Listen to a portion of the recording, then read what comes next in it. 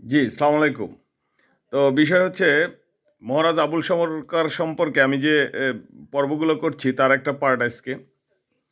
আজকে সেই পার্টে আমি বলতে চাচ্ছি তৌহিদি জনতা নিয়ে কথা। তৌহিদ শব্দের অর্থ একাত্মবাদ। আরেকটু ভালোভাবে বলতে গেলে বলা যায় এক ঈশ্বরবাদ। তো তৌহিদি জনতা বলতে আসলে বাংলাদেশে এখন যে ট্রেন্ড চালু হয়েছে, মানে কিছু হুজুররা যদি কোনো জায়গায় মব তৈরি করে, তাই সেটাকে তৌহিদি জনতা বলা হয়। তো একাত্মবাদ শব্দটা বা এক ঈশ্বরবাদ শব্দটার একটু ডিটেলসে যদি যাই তাহলে কি দাঁড়ায়? তো হিন্দু ধর্মে নারায়ণের তিন পুত্র ব্রহ্মা, বিষ্ণু আর শিব। তা খ্রিস্টান ধর্মে দুইটা পার্ট, একটা পার্টকে বলা হয় ঈসা আলাহিসাল্লাম নিজেই, মানে যিশু নিজেই ঈশ্বর।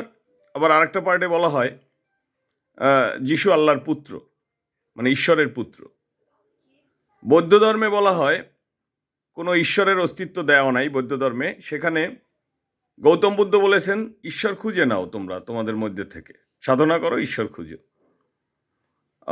এরকম বেশিরভাগ ধর্মই, আমি যে কয়টা ধর্মের ইতিহাস জানি বা উৎপত্তি জানি, সবগুলোতে এরকম একটা ফর্মুলা আছে, মানে সৃষ্টিকর্তার অস্তিত্ব সম্পর্কে বা স্বকীয়তা বলতে কি আছে সেটা জানানো আছে ধর্মের মধ্যে। ইসলাম ধর্মে যেটা বলা হয়, এবারে ইসলাম ধর্মে আসি। ইসলাম ধর্ম কিন্তু এক ঈশ্বরবাদে বিশ্বাসী। আমরা বিশ্বাস করি লা ইলাহা ইল্লাল্লাহ, এইটার অর্থ এবং এইটার তাৎপর্য ব্যাপক।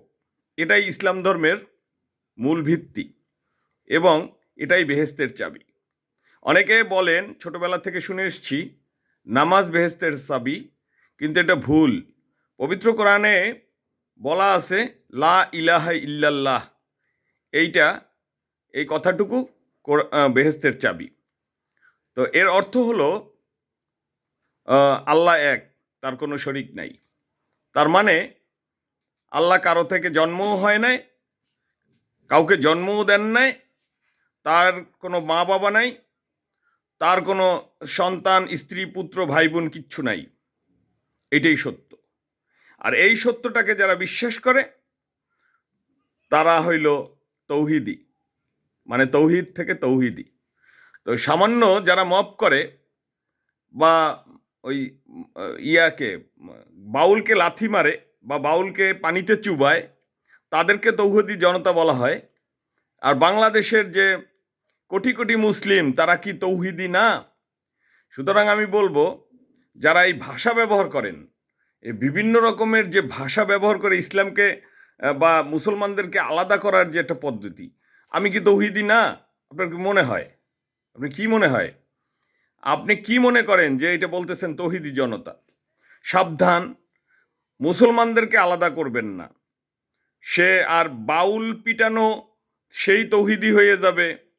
আর যে চুপ করে থাকবে, সে কি লা ইলাহা ইল্লাল্লাহু বিশ্বাস করে না, সেটা আপনি বুঝলেন কিভাবে? তৌহিদি জনতার অর্থ আমরা ইনশাল্লাহ পেয়ে গেছি, তৌহিদ এবং তৌহিদি শব্দের অর্থ কি।